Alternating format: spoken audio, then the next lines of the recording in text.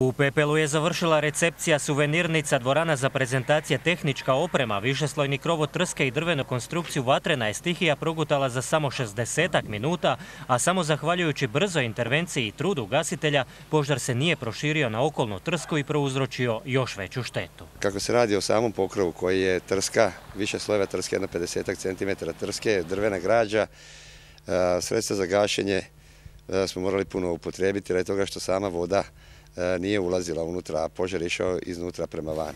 Spasiti se nije moglo, kažem, radi samog specifičnosti te građe, ali spašena je unutrašnjost od samog požara. Jeste da je dosta uništena vodom, jer su korištene velike količine vode, ali požar se nije proširio prema unutra.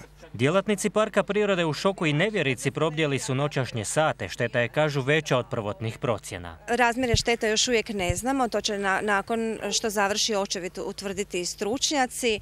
Naravno da je za nas sve previše, ali mi ćemo, evo, čim budu uvjeti dozvoljavali i završi se očevid, mi ćemo krenuti na sanaciju štete. Za sada nema naznaka da je požar podmetnut. S obzirom da je planuo krov, pretpostavlja se da su u pitanju elektroinstalacije. Nadzorne su kamere detektirale određene kretnje.